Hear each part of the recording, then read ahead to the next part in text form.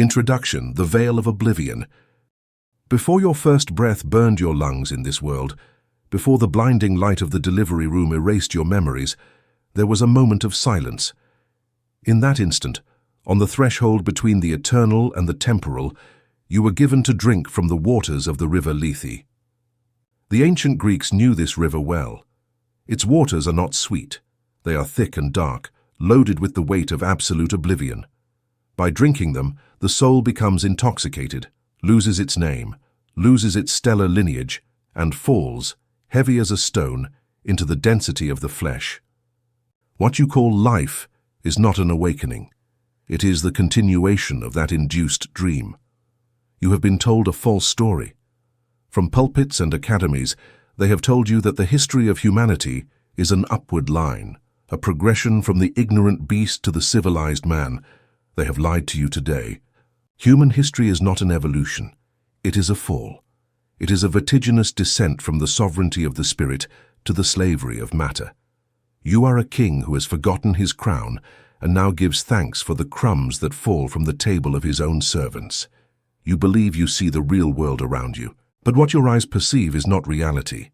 It is a stage set, a shadow theater projected on a stone wall to keep you distracted. You have lived your entire existence within a labyrinth of mirrors, confusing reflections with the truth and fearing monsters that only exist because you give them life with your fear. Amnesia is so deep, so perfect, that you have come to love your chains.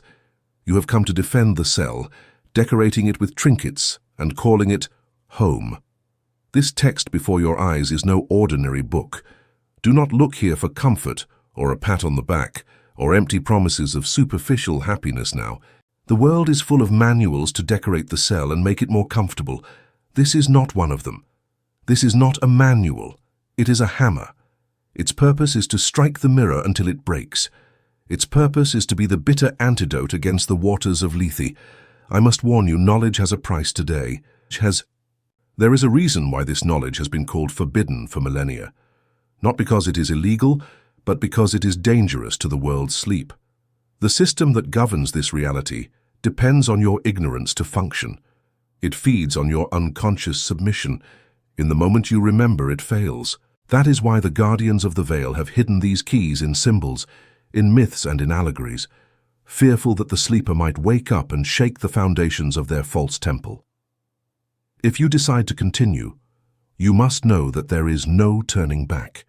Your eyes can never close with the same ingenuity now. The daily world, with its trivialities and small dramas, will lose its flavor.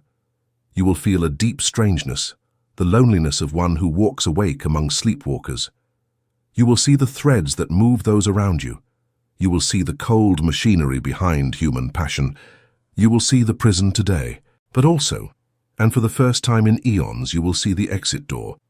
The alchemy of the soul does not consist of acquiring something new, but of burning away everything you are not, until only the pure gold of your essence remains. We are going to start the fire. We are going to dissolve the lie now. We are going to remember what you swore to forget. The river of oblivion flows through your veins, but the fire of truth burns in your chest. Are you willing to wake up, even if the light hurts your eyes? The choice is yours, and the moment is here. Take the step or return to the dream forever today. Chapter 1: The Silver Sentinel, the Mystery of the Moon. And God made two great lights, the greater light to rule the day and the lesser light to rule the night. But one gives life and heat, while the other only returns a cold reflection, the spectrum of a stolen light. Do not look at the night star with the devotion of lovers, but with the caution of a prisoner observing the watchtower. Since the beginning of time, humanity has looked up at the night sky and sighed at the pale sphere hanging over our heads. Poets have sung to it, and lovers have sworn fidelity under its mantle. We have been taught to see it as a mother, a faithful companion dancing around the earth in an eternal cosmic waltz. But all that is part of the spell. The moon is not a mother. The moon is a shackle. In the oldest texts written before official history was sanitized by the victors, there is talk of a time when the moon was not there. The elders of the Chibcha tribe in Colombia and the Greek Arcadians remember a Proserpine time, a time before the moon. Then the mind of man was free. Then she arrived, dragged, placed, anchored, and with her arrival the great sleep descended upon humanity. In this first chapter, we must commit the sacrilegious act of tearing the romantic mask from the face of the night. We must observe the Silver Sentinel as what it truly is, a colossal mechanism designed to keep us docile and asleep. The geometry of the impossible. In a universe of chaos, finding a key that fits perfectly into a lock is no accident. It is proof that the key was manufactured for that lock. When the moon stands between the Earth and the Sun, it covers the solar disk with millimetric precision. Astronomers call it a cosmic coincidence. To the seeker, it is a signature of intentionality. When space missions struck the lunar surface, seismographs recorded something that chilled scientists' blood. The moon rang like a bell for hours. A solid body muffles a blow, but a hollow sphere resonates. The terrifying conclusion is that the moon might be hollow. It might be a station, an ancient ark camouflaged as a natural satellite. She only shows us one face. She never turns around. She rotates with such perfect synchronization that she always hides her back from us. What sentinel turns its back on those it watches? None. Her pale eye is always fixed on us. It is the perfect watchtower. The all-seeing eye in the night of human consciousness. 2. The magnet of the blood. The moon does not watch us with lenses. It controls us with magnetism. If the moon has the titanic force to move the oceans, dragging millions of tons of water from one coast to another, what makes you think it does not move you? You are water. Your body is a chalice of salty fluids identical in composition to the primordial sea. The word lunatic is not a metaphor. It is the ancient recognition that the human mind fractures under its influence. The moon pulls your internal waters, creating tides in your blood. Since emotion is energy moving through bodily fluids, the moon dictates your emotional climate. You believe they are your feelings, but you are being magnetized. The moon acts as an immense electromagnet that excites the astral body of humanity. It keeps us in a state of constant reactivity. As long as we are slaves to our fluctuating emotions, we are slaves to the moon. She wants us unstable. A human being in peace whose inner sea is calm is a human being who cannot be milked. Through the harvest of the essence. Why place an artificial station to alter our emotions? The answer is as old as it is terrible: food. In the inner circles of the East, it is taught that man is food for the moon. Everything in the universe eats and is eaten. You are also livestock, but not for your flesh. You are harvested for your subtle energy. When a human experiences intense, dense emotion, terror, lust, hate, despair, they emanate a specific vibration. For us, it is suffering. For the entities operating from the sublunary sphere, it is ambrosia. The moon acts as an immense collector. It gathers the psychic emanations of suffering humanity and transmits them to the shadows. Wars do not break out by chance. They follow precise astrological calendars as mass harvest rituals. When fear grips nations, the moon shines stronger in the etheric plane. She is feeding.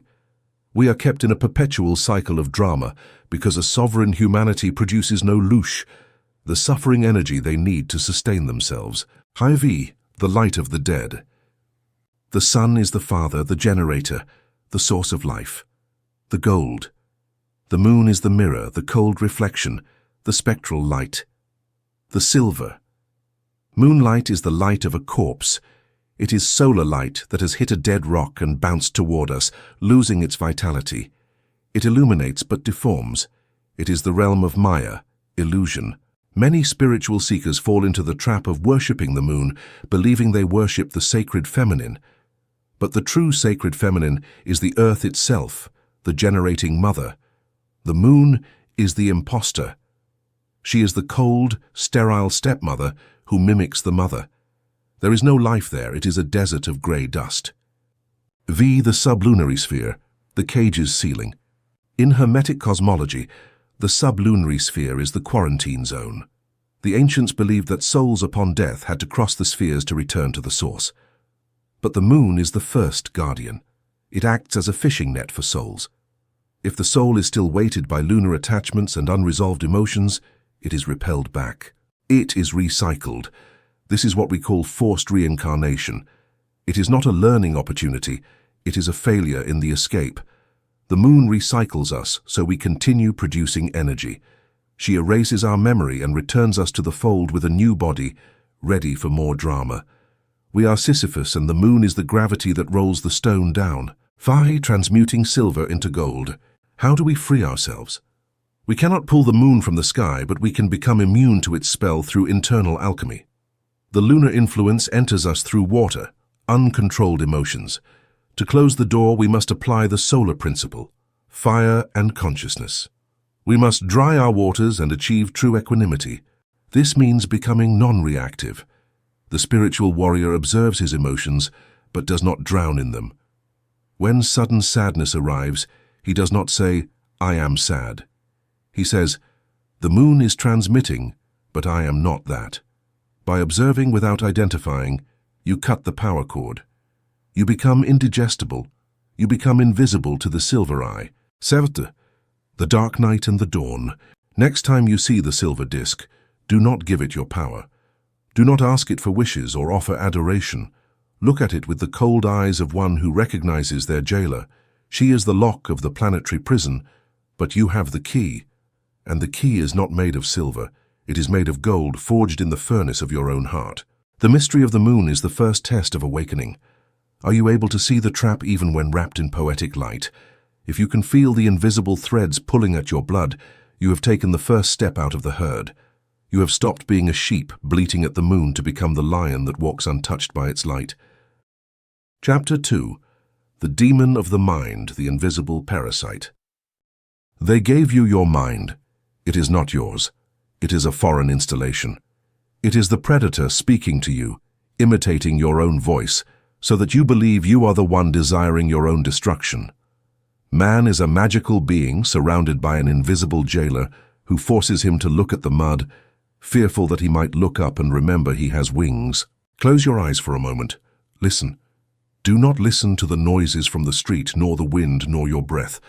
Listen to the noise behind your eyes, that incessant dialogue, that perpetual narration that judges, fears, relives the past with bitterness, and projects the future with terror. That voice telling you you are worthless or you are alone. All your life you have assumed a terrible and false truth. You believed that voice is you. You believed those dark thoughts sprout from your own nature, that your mind is a chaotic garden where these weeds grow by default. You have been taught to call it conscience or ego. But the ancient seers knew the truth. That voice is not you now. Those thoughts are not yours. You are being spoken. There is an intruder in the house of your spirit, an uninvited guest who sat on the throne of your perception millennia ago and now dictates your reality.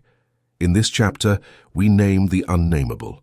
We light the torch to reveal the invisible parasite that feeds on your light today. The primordial infection. In ancient Sumerian stones and Gnostic codices, the same story is told. They say that in the dawn of humanity, man was a complete being of infinite perception, connected with the all, capable of miracles. But then, the shadows came. The Toltecs called them the flyers. The Gnostics called them archons, rulers. They came as a frequency. They found the human being overflowing with energy and saw a source of food. To feed on us, they needed to reduce us. A predator cannot control a prey that is as intelligent as it is. So they gave us their mind. This is the great forbidden revelation. The mind you use daily, which fears and envies, is the mind of the predator today. They installed their own operating system to turn us into docile copies of themselves. Through this foreign mind, they injected their own weaknesses, greed, fear of scarcity, and eternal dissatisfaction. The natural human being is serene. The infected human is voracious and anxious. It is the fever of Wetiko operating through us now. We are a possessed species. Look at the senseless wars and the systematic destruction of our home, the earth. Is that human nature? No. It is the symptom of an infection. We are replicating the behavior of a cosmic parasite that has replaced our original connection to the source with a software of constant survival and fear today. 2. The ventriloquist's strategy. The mind demon's greatest cunning is its camouflage. If the parasite presented itself with a demonic voice, you would rebel. You would recognize the enemy. Instead, it uses the ventriloquist's strategy. It imitates your inner voice perfectly. It uses the pronoun I am a failure. I hate this person. By using I, it deceives you now. It makes you sign the contract and appropriate the thought. You believe you are the one thinking, when you are actually tuning in to a radio station broadcasting toxicity 24 hours a day. The parasite suggests a doubt, and you embrace it, water it with your attention, and turn it into your reality. You do the dirty work for it today. If you knew the truth, you would say, it's the parasite trying to provoke me. But since you believe it's you, you enter the spiral. The parasite doesn't need to force you, it only needs to suggest. You then generate the suffering it needs for dinner. You are the one cooking the meal that the intruder will eventually consume now. 30. Psychic cannibalism, Wetiko. The concept of Wetiko describes a cannibal spirit that eats souls. It is the sickness of extreme selfishness. It makes a man accumulate more wealth than he can spend in 1,000 lives while his brothers starve.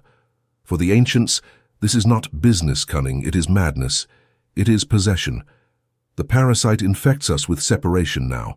It makes us believe we are islands. It whispers, if you win, I lose, you have to crush the other.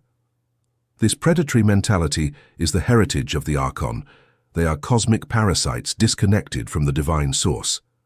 By installing their mind in us, they turn us into mini-parasites. We become energy vampires to one another today. We create drama and humiliate others, just to feel a brief jolt of energy, a false sense of power. We are replicating the behavior of our jailers. This eat or be eaten reality is not our divine heritage. It is a distorted projection forced upon us to ensure we never experience the true unity that would set us free from them now. IV, the food of the shadows. Why do they do this? Food. Just as the moon harvests collective tides, the mind demon harvests individual energy, but it is a specific gourmet. The energy of peace, love, and joy is too high in frequency. It burns them. They need low and dense frequencies.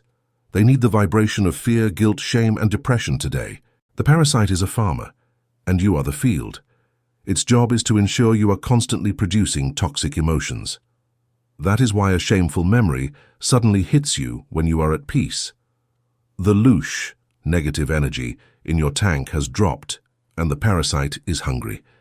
It stabs you with a painful thought, so you react and serve dinner now. The chronic anxiety of modern humanity is not an evolutionary flaw. It is an industrial factory running at maximum capacity. We are kept on the threshold of survival, always worried, to ensure a constant supply of etheric food.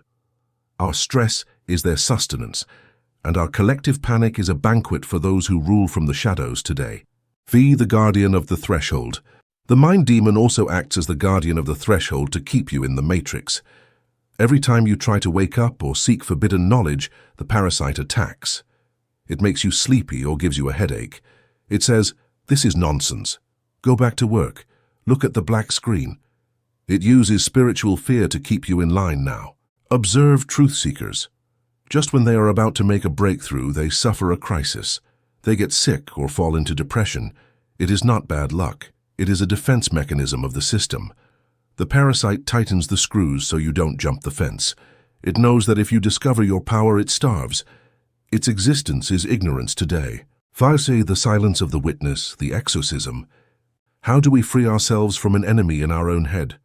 You cannot fight it with the mind, for the mind is its terrain. The only weapon the parasite fears is the silence of the witness. It consists of a radical act of dissociation, realizing that you are the one listening to the voice, not the voice itself. This is spiritual war now. When the demon whispers poison, do not react, do not argue. Simply observe the thought as if watching a rat cross the street and say, I see you, I know that is not me, I'm not buying your goods. This sovereign indifference is lethal to the parasite. It needs your reaction. If you observe it coldly, you deprive it of energy and light today. The parasite will scream louder and try to scare you with more horrible images. But if you maintain your position as the silent witness, anchored in your motionless center, the parasite must retreat. It has to look for easier prey. By refusing to identify with the noise, you starve the intruder until it no longer has the strength to speak now. 7th, the alchemy of non-doing. The ancients spoke of non-doing. The doing of the world is routine and mechanical reaction.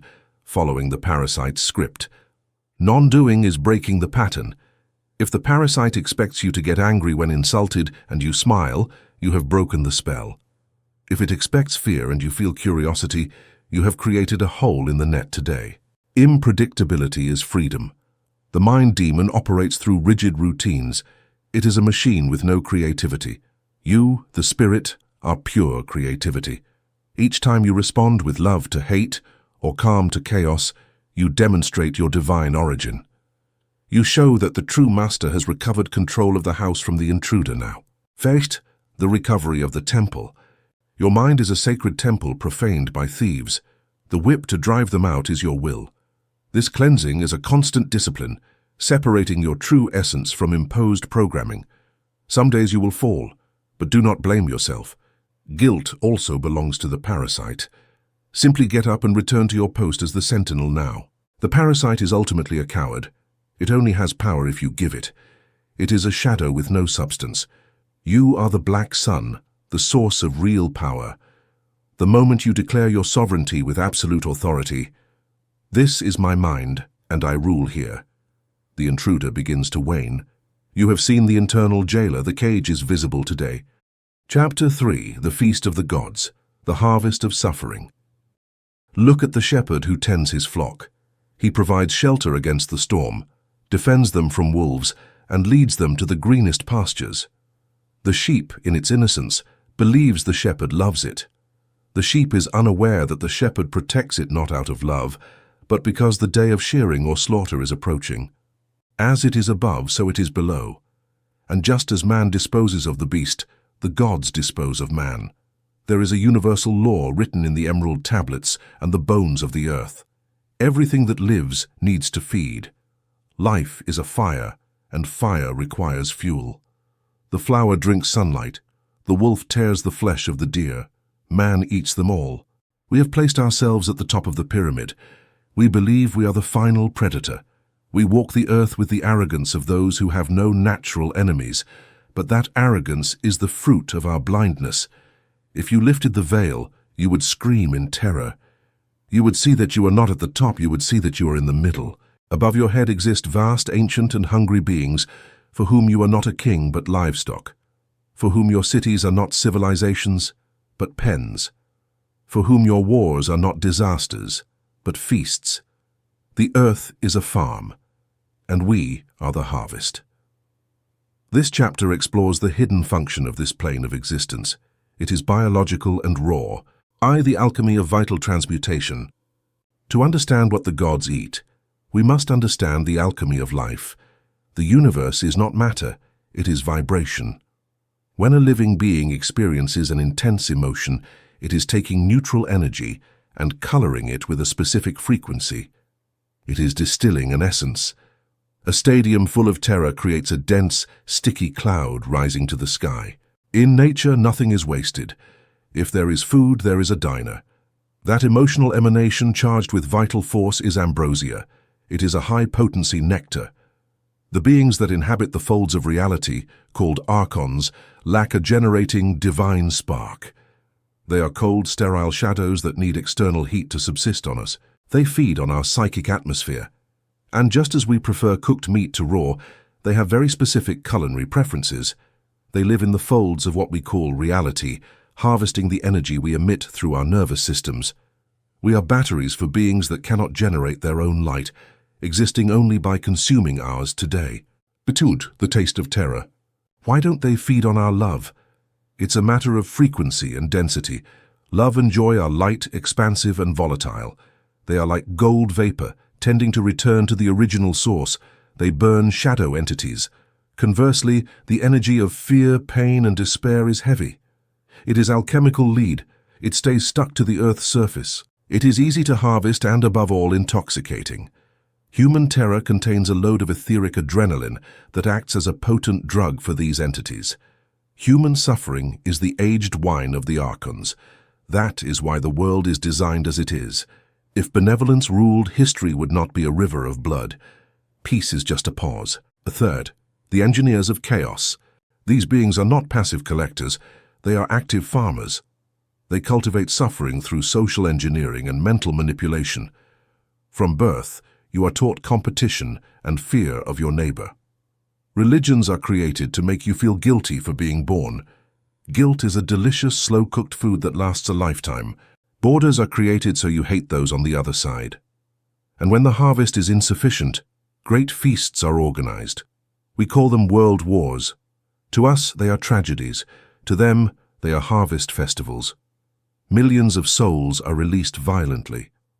The etheric sky over a battlefield darkens with swarms of entities feasting. Human leaders are often nothing more than farm foremen.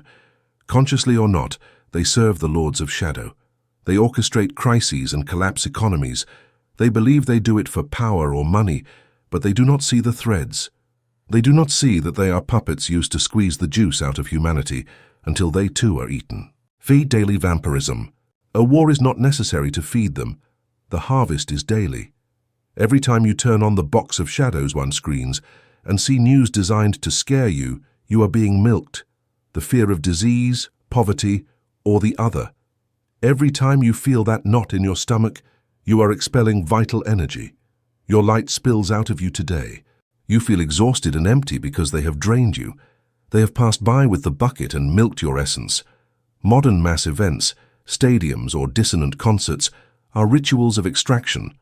The mass delivers its energy to a focal point, and through that point the energy is channeled upward into the open maws of the invisible. Feed the farm of sorrows. The Gnostics were very clear. The world is a corpse, and whoever eats it eats death.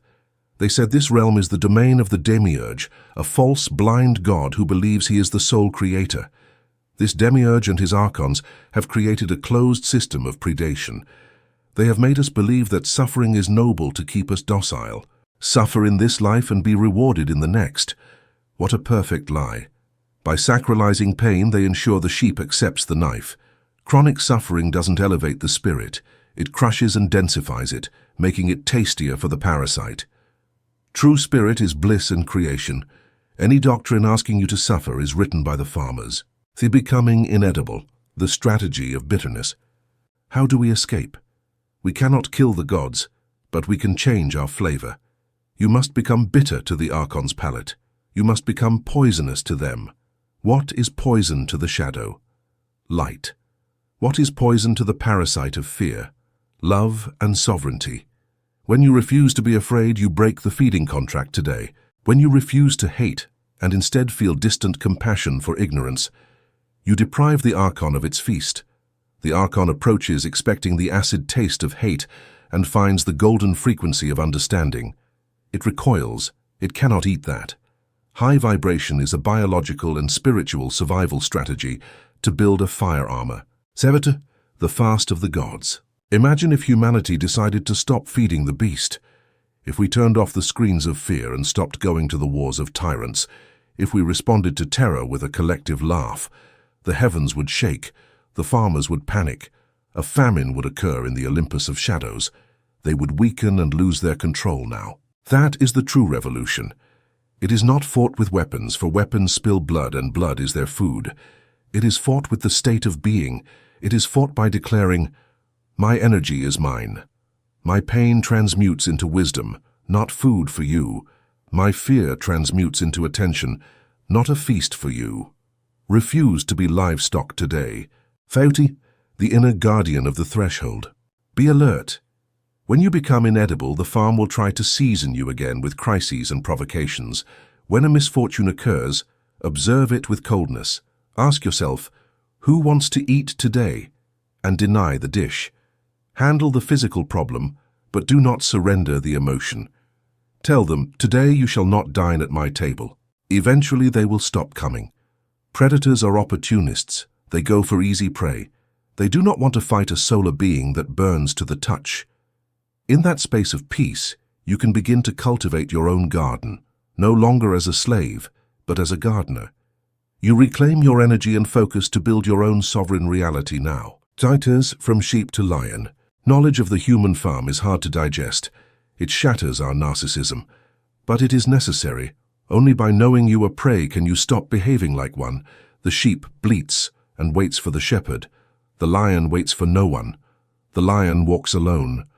The lion is not food. You have discovered the secrets of the moon and suffering. The pillars of the prison are being exposed, but much remains. Now that we know they drain our energy, where is our memory stored? If our minds are erased at death, where is the record of what we are?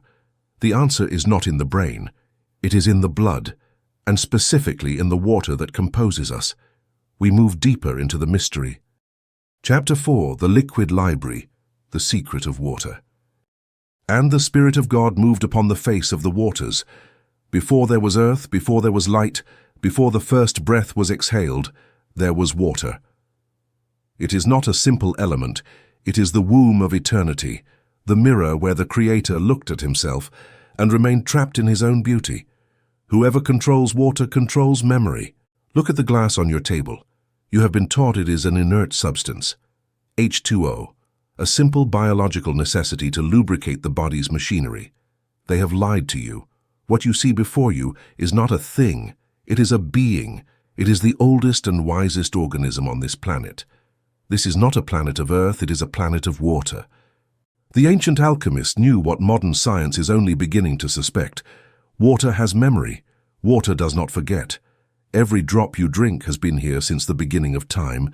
It has been rain in Jurassic forests, blood in a king's veins, a tear on a widow's face.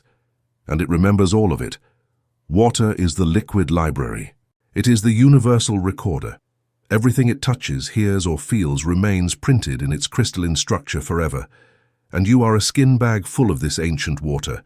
You are a walking book, written in invisible ink, carrying the memories of the world in your own blood. Your fluids are the living archive of your existence today. The mystery of the primordial substance. Water defies all known laws of physics. It should be a gas at room temperature, but it is liquid. It expands when it freezes, while everything else contracts. It climbs trees against gravity. It behaves as if it had a will of its own. Tales of Miletus said, "Everything is water." He was being literal. Water is the bridge today. It is the medium between the world of spirit and the world of matter. When spirit wants to incarnate, it needs water. It cannot anchor in dry stone. Water acts like a magnetic tape or a liquid crystal. Imagine water as a million tiny geometric mirrors. When you speak or feel near it, those mirrors rearrange into an invisible mandala now.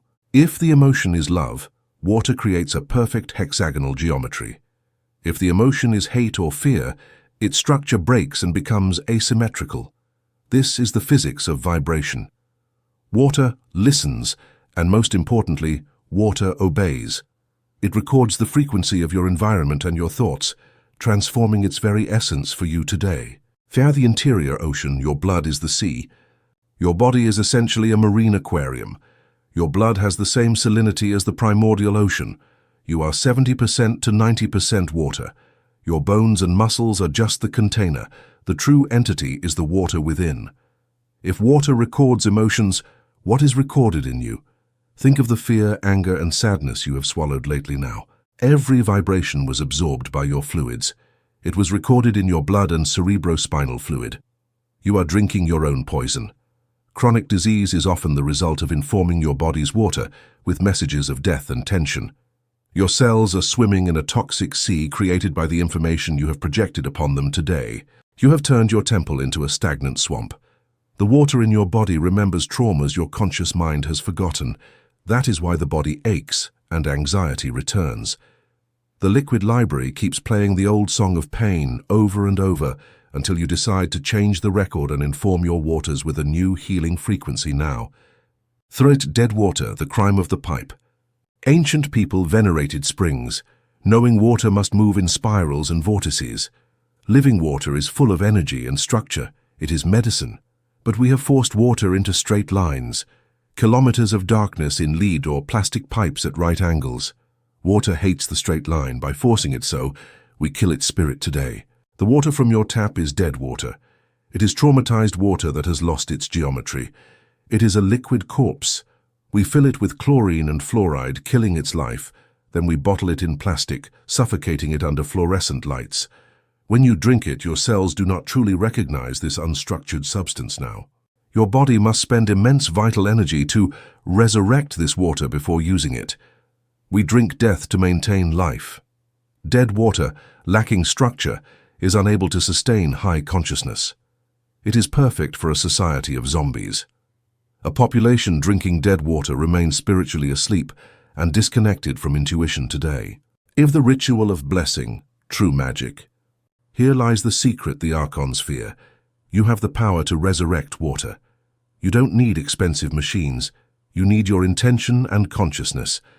Since water is a mirror, if you show it gratitude or love, it rearranges instantly. In nanoseconds, broken molecules form sacred geometries. Dead water becomes an elixir now. This is the secret behind holy water and healers who cure with a glass of water and a prayer. It is advanced vibratory technology. When you hold a glass of water, you are performing a data transfer. Your hands print information into the liquid. If you tell it, "I love you" or "thank you," you are rewriting its internal code today. You are erasing the memory of the pipe and inserting a program of life. When you drink that charged water, the information enters you and speaks to your DNA. It begins to rewrite the liquid library of your own body. Drinking water consciously is the fastest way to deprogram from the matrix and commune with the divine now. Via the blood of the lineage, liquid karma. Blood is water with iron and magnetized water. In your blood lies the memory of your entire lineage. Your ancestors live in your blood. Their fears, wars, and traumas float in your bloodstream as latent information. Sometimes you feel a fear or sadness that is not yours. It is the memory of your grandfather or mother today. Modern science calls this epigenetics, but it is liquid karma. Are we condemned to repeat their history? No. We are the alchemists of our own blood. By changing the vibration of our internal water through conscious thought and elevated emotion, we purify the blood. We heal backwards. We release the ancestors from their pain now. When you heal, you purify the bloodline. The red water becomes clear. You stop being a victim of the past to become the founder of a new lineage. By informing your blood with sovereignty and peace, you break the chains of inherited trauma and offer a clean slate to those who will come after you in the physical world today. Fahi, the flood and the cleansing. The Great Flood is a metaphor for what you must do with yourself, an interior flood. You need to wash the dirt from your psyche and body. This is done through conscious crying. Tears are not just salt water. They release stress toxins. Never repress them. They are the river overflowing to clean the shore of your soul today. Consider also the ritual bath. Showering should be a sacred act of auric cleansing. As water falls on your head, visualize it as liquid light washing away mental parasites and the world's exhaustion. Water resets you by carrying away electromagnetic static. The baptism happens every morning when you emerge as a new being now. Seraph, listening to the message. If you want the truth about your spiritual state, ask your water. Does your body feel fluid and light like a running river, or heavy like a swamp? Rigidity and tension are signs of water crystallized in patterns of resistance. They show you are clinging to old grudges. Water wants to flow. To cling is to die. To let go is to live today. Be like water, said the Taoist masters. Water is soft but overcomes rock. It has no shape but takes all shapes. It always seeks the lowest place, humility, and that is why all rivers flow to it. By emulating the qualities of water, you move through the world with grace and power, without offering a surface for the enemy to strike now. Feki, connection with the Akasha. The water in your body is quantumly connected to all water on the planet. There is no separation. The water of your tear and the water of the Antarctic Ocean are the same consciousness. Through water, you are connected to everything that lives. This is the basis of telepathy. If you purify your water, you become a clear antenna today. You start to remember things you haven't lived. You access the universal liquid library, the Akashic records. Knowledge is not in dry books. It is in the water. Treat water with reverence. Bless it before it touches your lips. It will reveal secrets kept since the dawn of time. Without it, you are dust. With it, you are a god now. Chapter 5. The Wheel of Samsara, the Trap of the False Light. And I saw souls ascending like columns of smoke toward a great mouth of white light. They went singing, weeping with joy, believing they were returning to the Father's home. They did not see the threads dragging them. They did not see that the light was not the door to heaven, but the mouth of a vast net. The moth flies toward the flame. The fear of death is the shadow that haunts every man born of woman. We have built cathedrals and whispered prayers in the dark to appease the terror of that final threshold. We have been promised that if we are good, eternal rest awaits us. But the initiate knows a blood-chilling truth. Death is often just the restart of the cycle now. For millennia, Eastern traditions have spoken of the wheel of samsara, the eternal cycle of birth, death, and rebirth. They have sold us reincarnation as a school to polish the diamond of the soul. But look at the world. Does it look like a school where students graduate, or a prison where inmates repeat the same crimes for centuries? If it were a school, we would remember the lessons, but they erase our memory. A school where the student's memory is wiped before every exam is not a place of teaching. It is a place of exploitation. In this chapter, we will unveil the final mechanism of the human farm, the trap waiting at your last breath, the trap of the false light today. Either siren song, the tunnel. Relays from those who have clinically died are nearly identical. The soul detaches from the body and feels an immense lightness. Then, it appears, a light, usually described as a tunnel or a rotating vortex, emanating a brilliance more intense than 1,000 suns. From that light emanates a feeling of absolute love, calling you home now. The soul, weary of the earthly struggle, throws itself toward the light. It is an automatic reflex. But what the soul ignores is that this light is spiritual technology. It is a lure. In the deep ocean, the anglerfish has a small light in front of its fangs. Small fish swim toward it seeking safety and are devoured. This is the bait today. The light at the end of the tunnel is the Archon's lantern. That feeling of absolute love is an artificial frequency, a vibratory drug designed to disarm your will so you enter the collection net voluntarily. It is not the liberating love of the source. It is a sedating, hypnotic love. It is the love of an owner for a lost pet now. To the lords of karma, the false judgment. When the soul crosses the tunnel, it is received by beings of light or ascended masters. To ensure total trust, they often take the form of deceased loved ones. The soul feels at home, but soon the scene changes. The beings say, "Now we must review your life." The life review begins on a panoramic screen in 360 degrees today. The soul experiences the pain it caused others as its own. It feels devastated by an unbearable guilt. "Look how much debt you left pending," the beings say. The soul asks how to fix it, and the trap closes. The beings smile. You must return. You must reincarnate to balance your karma. The soul, blinded by guilt, accepts the contract now. It accepts returning to the farm and forgetting who it is. It accepts new diseases and dramas, believing it is a noble mission. It does not realize that karmic debt is a banking scam. Karma is not a divine law of balance. It is an unpayable debt system designed to keep you returning eternally. You never finish paying today. First, the river of oblivion, the erasing. Once the soul gives consent, and consent is vital as they must trick you into surrendering your free will, the return process begins. Before entering the new fetus, the soul must be cleansed. It must drink from the lethe.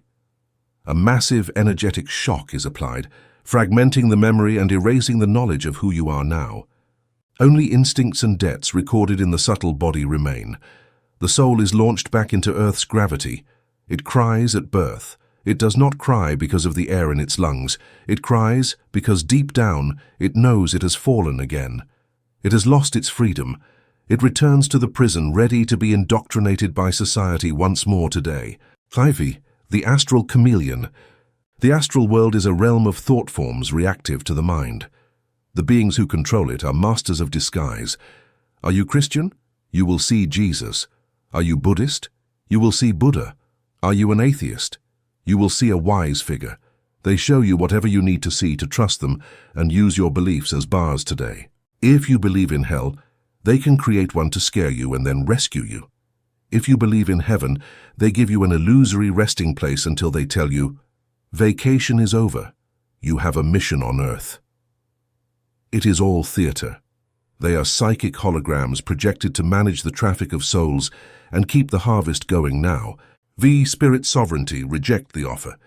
What is the exit? The door is open, but it requires the courage to say no to what passes for God. The Tibetan Book of the Dead warns, when you see the bright lights, do not go toward them.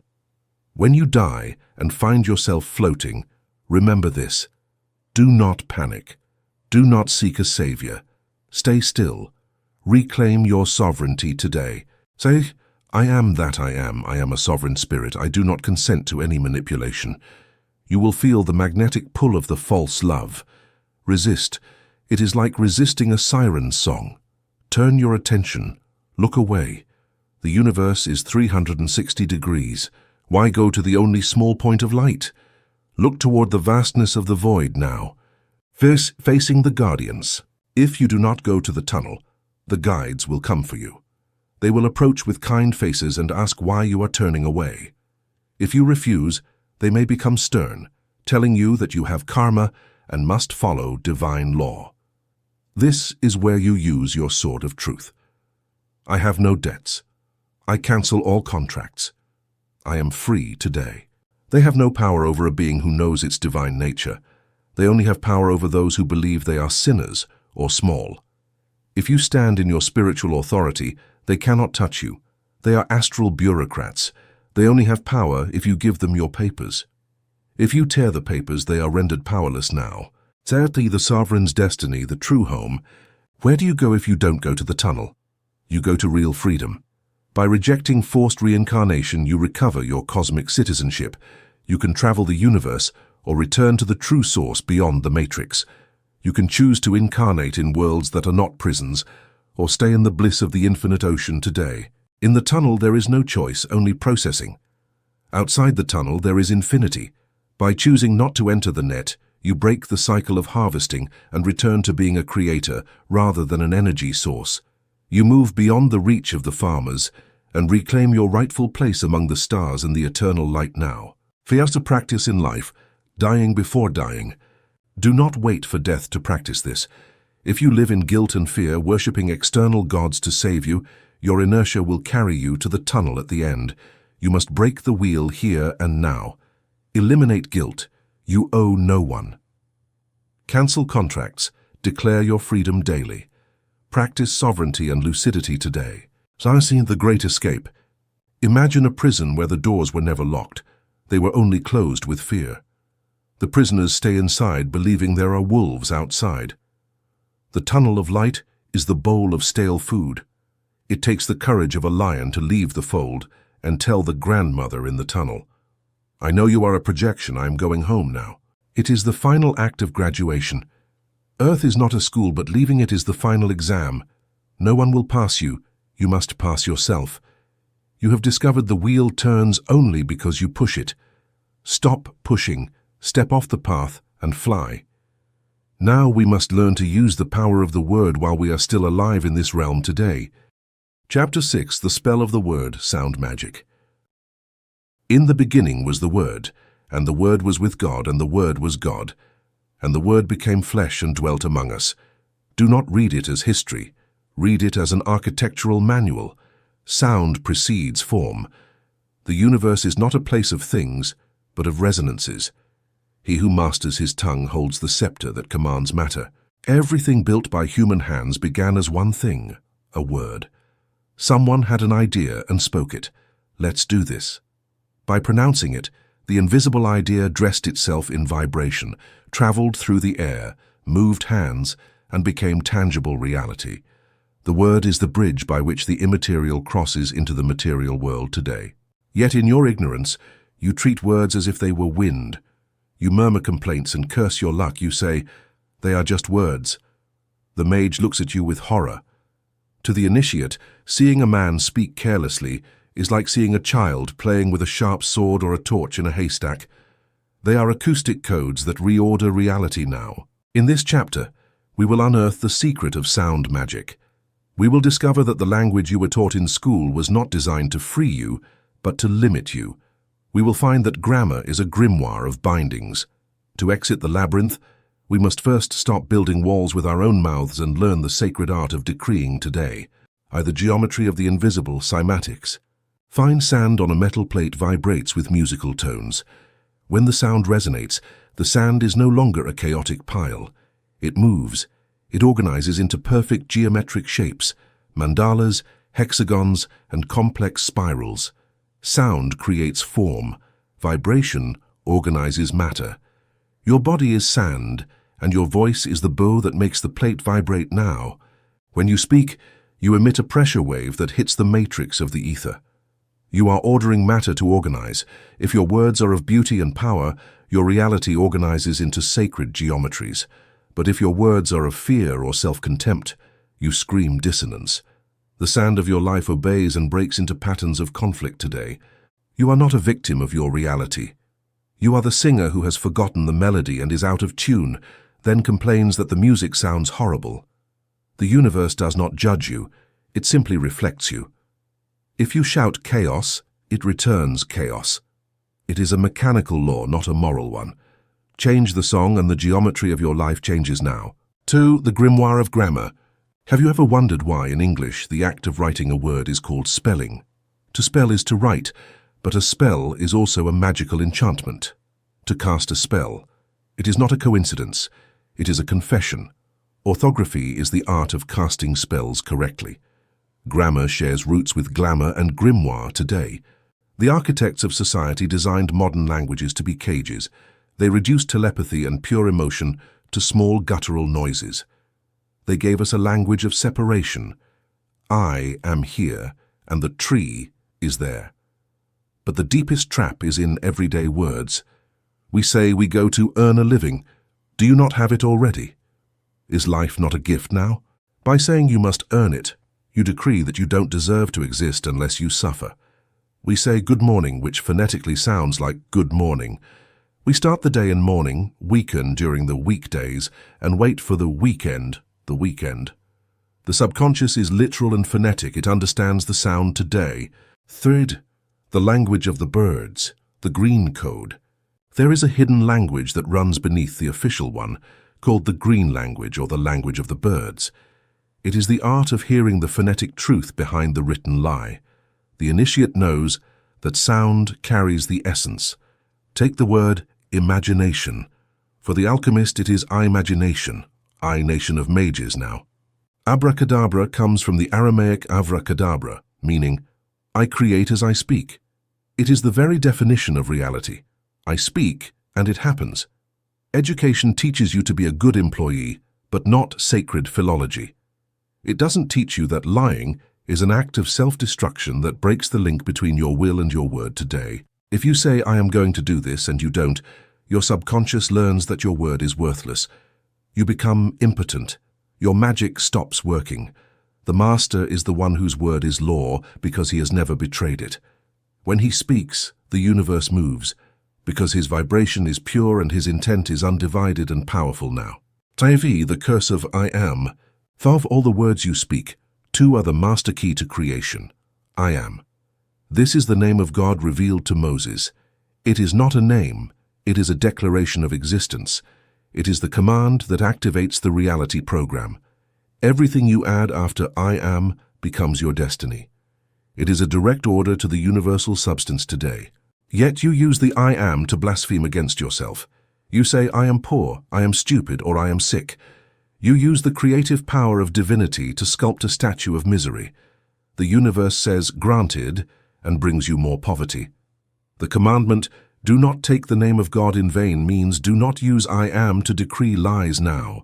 Every time you say I am sick, you are taking the name of God, the perfect health within you, and using it in vain. You are hexing yourself. Awakening begins when you watch your I am like a hawk.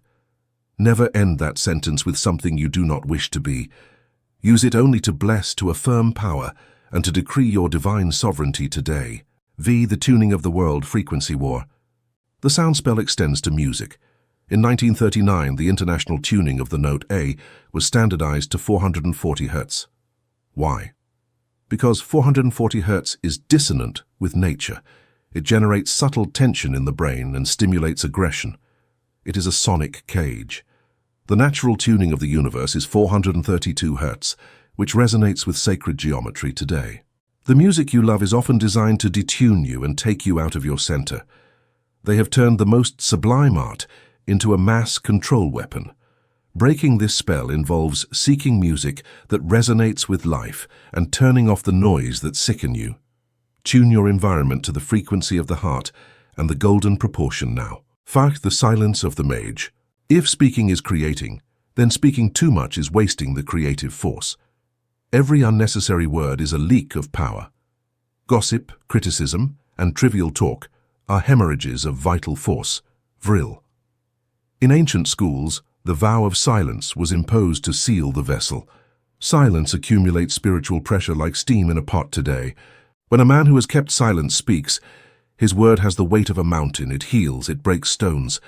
The system wants you to talk, to comment on social media, to shout. It wants you to empty yourself. An empty man is easy to control. A silent man is dangerous because he is accumulating power. Kala, to be silent, seals the victory now.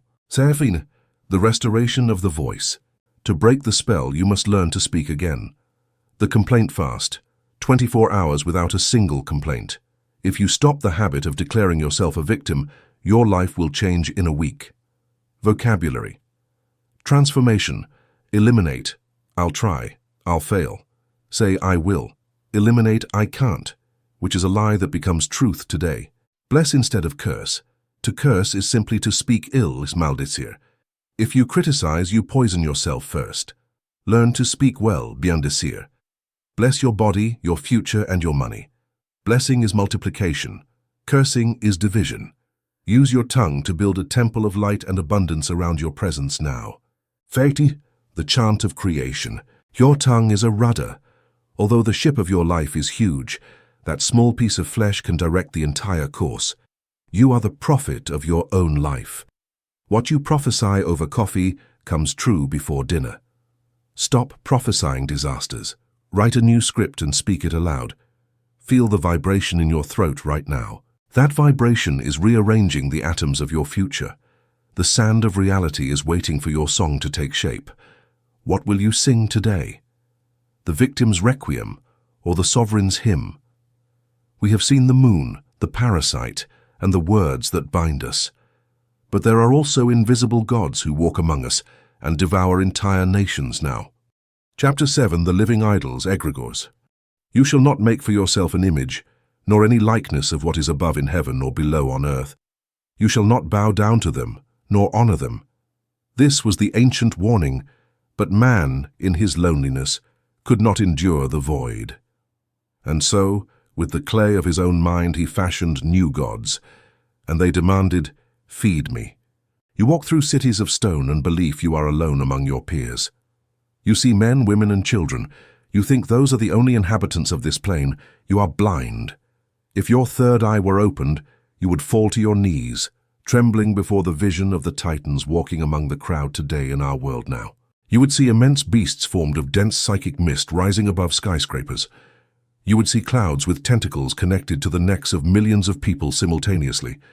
You would see the true masters of society. They are not demons from hell nor gods from heaven. They are children of man. Ancient occultists called them Egregores. In the language of mystery, they are collective thought forms. They are entities born when a group of humans focuses attention, faith, and emotion on the same idea for long enough. The idea comes to life. It acquires a pseudo-consciousness and a survival instinct. And like everything that lives, it begins to be hungry today. In this chapter, we will discover that your country, your religion, your sports team, and your political party are not merely social organizations. They are living, invisible, and predatory organisms. They are the living idols. And you, without knowing it, are giving them your blood and your breath every single day now. The genesis of the ghost. To understand how an egregore is born, we must remember the law of mentalism. Thought is creative. When a man has an intense thought, he creates a small form in the astral plane. But what happens when millions of people think, feel, and desire the same thing day after day, century after century? Those forms merge and coagulate now. The accumulated energy reaches a critical mass. A spark occurs. The idea awakens. Imagine the birth of a nation. At first, it is just a concept. They design a flag, a magic sigil, and an anthem, a mantra. As people believe, they pour emotional energy into that concept, pride and hate for the foreigner. All that energy stays in the ether today. There comes a moment when that energy cloud becomes autonomous. The egregore of the nation is born. It no longer needs the founders. Now the entity exists by itself and will use humans as cells of its own body to grow. Since it has no divine soul, it has no light of its own. It is an artificial entity that needs food to survive now. To avoid dissolving, it needs a constant supply of external energy. It needs devotion, attention, and sacrifice. The Creator has become the slave of his own creation. We feed the ghost with our passion, and in return, it dictates our thoughts and moves our hands, ensuring that we never stop pouring our life force into its maw today. 2. The anatomy of the beast. Although they have no body of flesh, egregores have anatomy. Their body is the sum of all followers, their heart is the shared emotion, and their head is the ruling elite who channel the entity's desires. But do not be mistaken, human leaders do not control the egregore.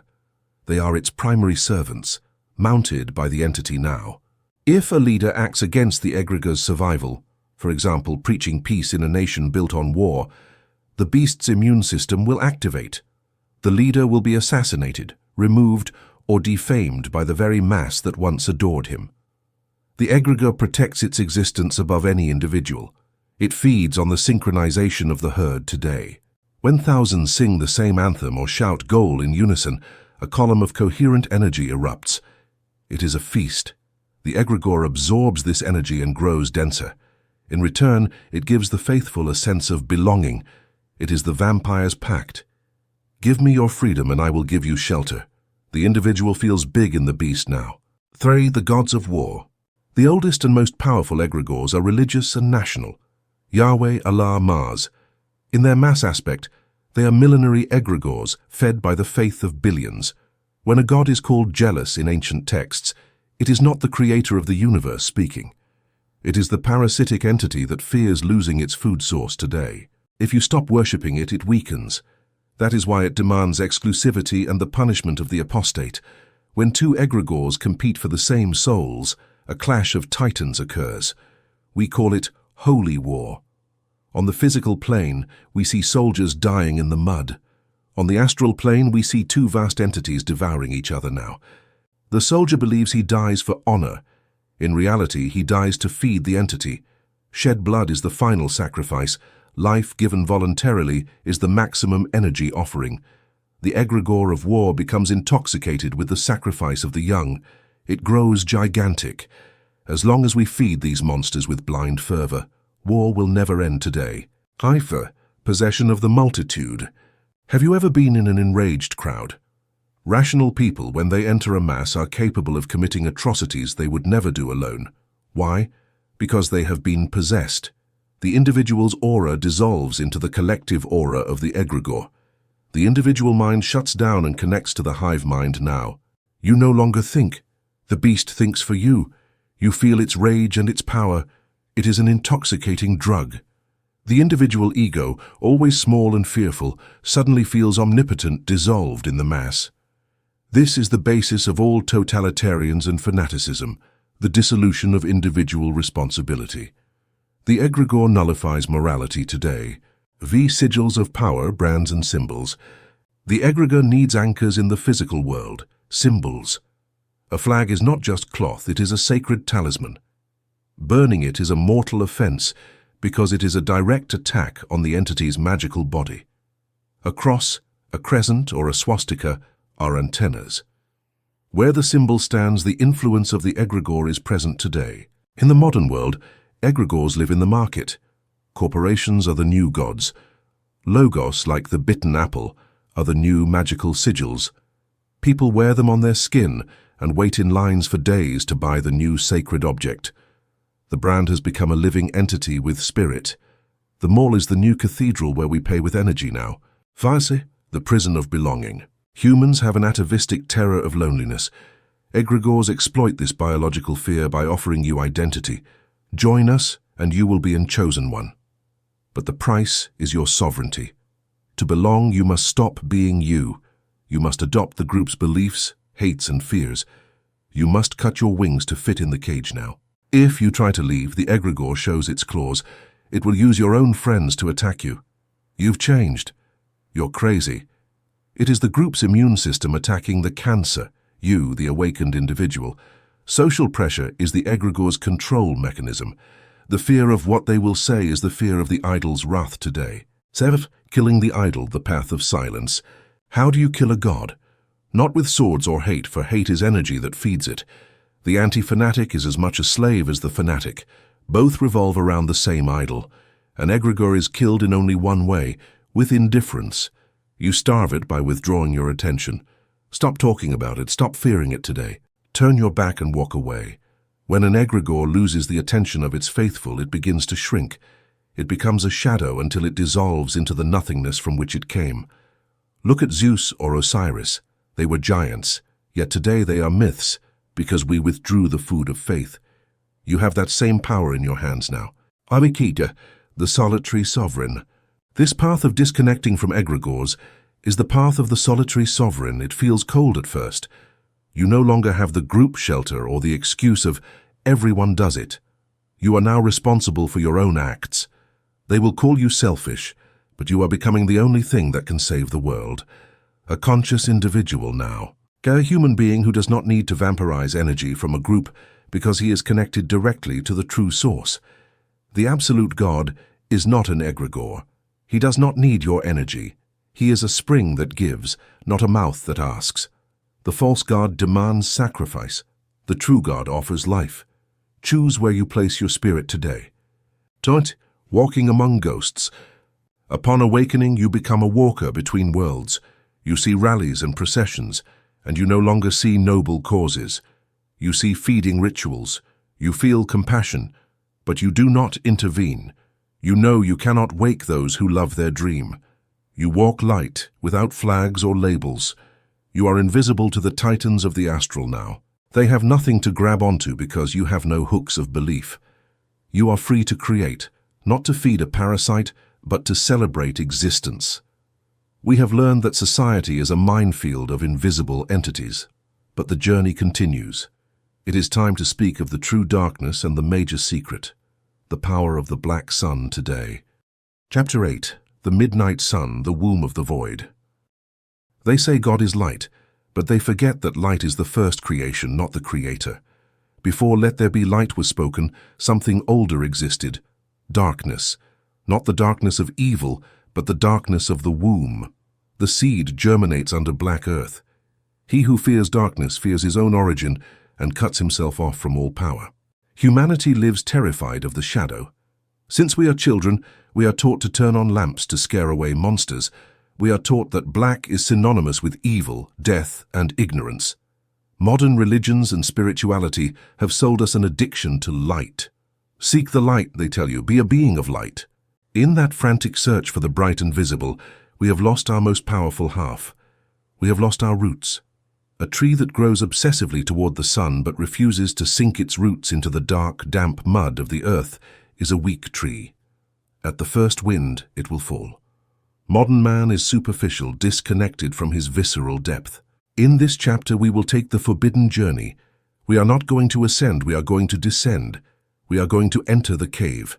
We will discover the secret of the ancient alchemists, the Black Sun, Saul Niger. We will find that true enlightenment consists not in imagining figures of light, but in making one's own darkness conscious. I, the womb of creation, the primordial chaos. To understand the power of darkness, we must look at the cosmos. What we call light is barely a tiny fraction of reality. 95% of the universe is what scientists call dark matter and dark energy. It is the infinite ocean where islands of light float. It is the mother, the matrix, the void. The void is not nothingness, the void is pure power. It is the silence before the symphony. All things are born from darkness and return to it. Light consumes, darkness regenerates. Light defines and limits. Darkness dissolves boundaries and unites everything into one. False gods inhabit the false light. They fear the true darkness because in the absolute void, their games of manipulation dissolve. The void is the only place where the parasite cannot enter, because in the void there is no other to feed on. There is only absolute presence. That is why they have taught us to fear it, so we do not seek our safest refuge. 2. The Black Sun, the source of power. In alchemical symbology, there is a disconcerting image, a black sun shining beneath the earth. This means that the source of vital energy, Vril, Chi, Prana, does not come from above, but from within.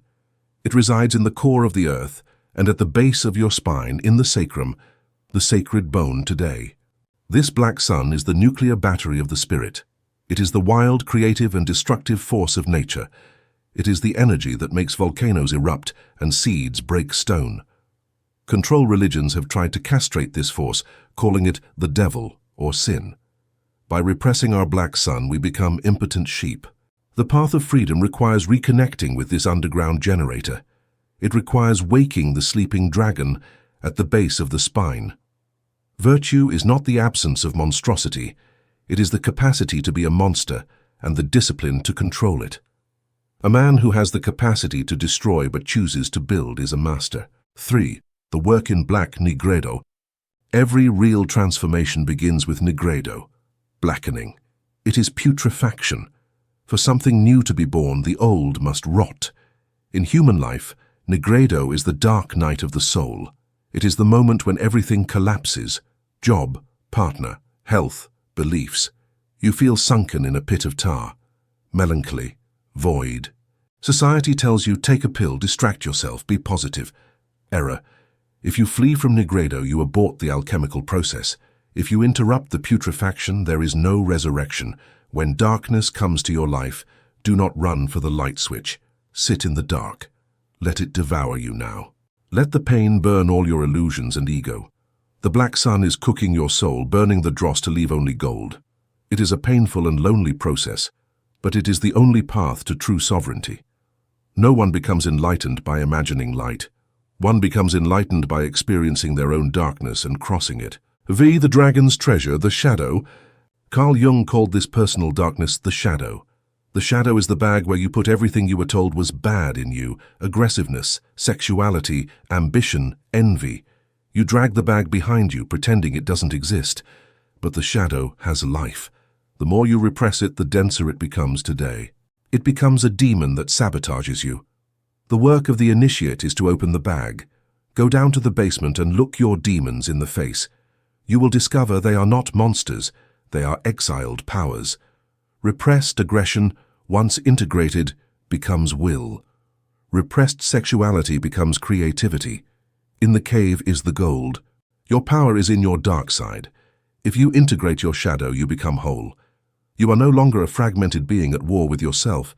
You are a totality with access to both the sword and the pen. The archons fear an integrated being because they have no cracks or hooks to grab onto within such a soul now. Fertile silence. Deep meditation is not about visualizing pretty landscapes. It is about entering the nothingness. It is turning off the senses one by one until you float in an abyss of black velvet. At first, the ego feels terror. But if you cross that terror, you find supreme rest. You find the 0 point where there is no time or form. There in that blackness you are God in potential. You can plant any seed. Manifestation does not happen when you think about it. It happens when you release the thought into the void and let the darkness gestate it. In this fertile silence, the blueprint of your new reality is woven into the fabric of existence today. False light versus true light. Luciferian light, false light, is brilliant, intellectual, and cold. It promises knowledge but burns the heart. It is the light of the screen and soulless technology. The black sun is dark, warm, and magnetic. It is the earth, the blood, and the mother. Christic, golden. Light is the child born from the union of both. You cannot have the golden light without having passed through the black sun. True spirituality is the marriage of heaven, light, and earth, darkness. Modern man wants to fly to heaven without feet. The forbidden path teaches, go down first, sink into your roots. Only then will you have the impulse to jump to the stars. 7. Immortality of dark consciousness. The ancient Egyptians spoke of the sun god, Ra, traveling through the underworld, the Duat, at night. He had to face the serpent of chaos, Apophis. If he won, he was reborn stronger. Your consciousness must make that journey every night and through every crisis. Find the parts of you that you rejected and bring them home. When you do this, you reclaim your energy. You stop being tired and afraid. For what will he fear who has embraced his own demons? If you are a friend to your darkness, the darkness of the world no longer scares you. It becomes your ally. It camouflages you. It protects you as you walk through the shadows today. Fate, Vril and the serpent. In secret esoteric traditions, they speak of Vril. It is primordial energy, a force prior to light. Accessing Vril requires a connection to the Black Sun. Whoever channels Vril has an irresistible magnetism and a voice of authority. It is the power of life itself, wild and unstoppable in its creative flow now. To awaken this power, you must stop being a good child seeking approval. You must become a cosmic adult who accepts the totality of existence, life and death, creation and destruction. You must be able to hold the paradox. By anchoring yourself in the depths, you become a conduit for the primal fire of the universe today. Dight, the mage's refuge.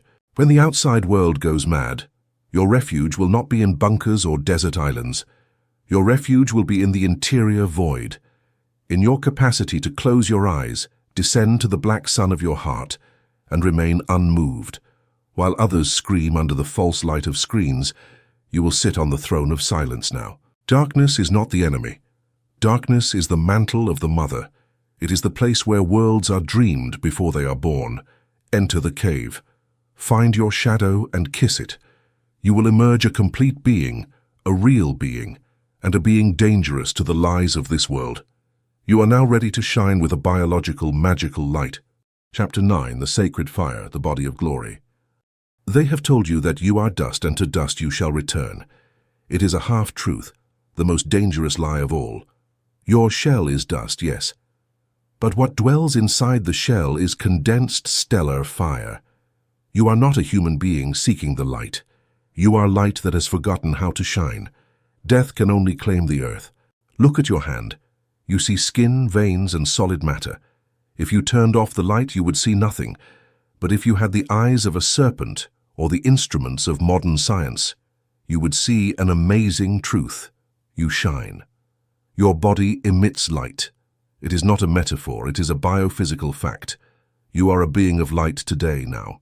Each cell in your body is a small lamp. Your DNA is a light resonator. It absorbs photons from the sun and emits them as biophotons. You are a light being trapped in a garment of clay. Ancient sages called this the body of glory, the rainbow body, or the diamond body. They knew the final purpose of life is alchemical, to crystallize this light now. It is about building an indestructible vehicle capable of crossing death without dissolving. In this chapter, we will unveil the sacred science of living light. You will learn that immortality is not given by birth. It is conquered by weaving light, thread by thread, act by act, and breath by breath. This is your true divine work today. Hire the spark in the clay. The Bible says God breathed the breath of life into man. That breath is fire, it is cosmic electricity.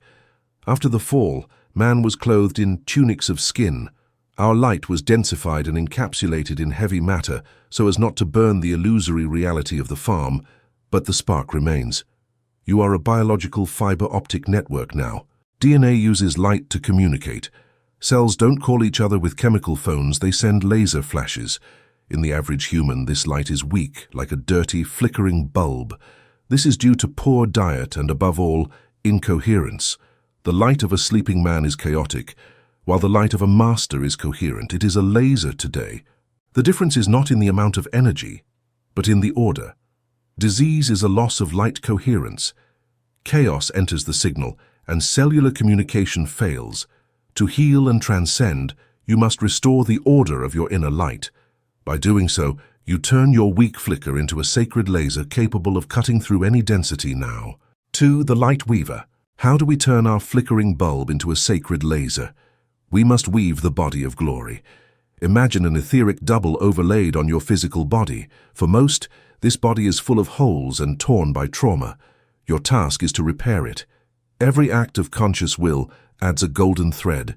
Every true feeling of love feeds this body today. In the biblical parable, a guest is expelled for not wearing the wedding garment.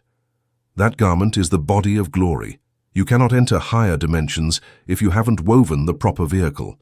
If you reach death naked, you cannot sustain the vibration of higher planes you would burn. Immortality is for those who build the suit now. Threat the solar diet eating fire. To build a body of light, you need construction materials made of light. If you eat dead, processed food, you are ingesting ash. Ash has no light. Your body must spend its own light reserves to process that inert mass.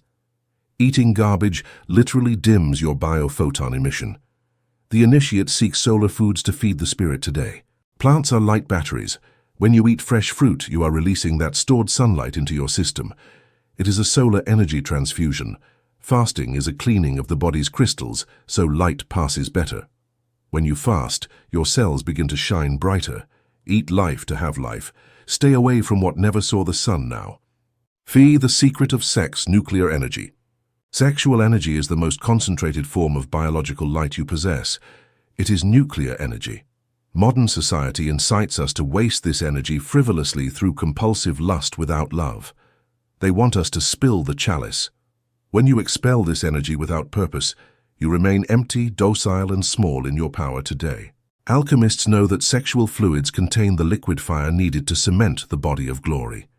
If instead of expelling it, you learn to transmute it upward toward the brain, a miracle occurs.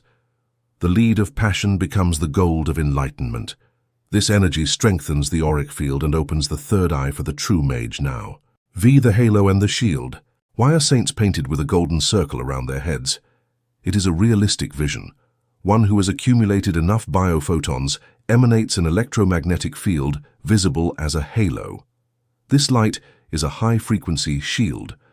When a parasite tries to approach a being with a body of glory, it burns. Coherent light is a firewall today. True health is having a strong aura. When you are depressed or betray your truth, your aura tears.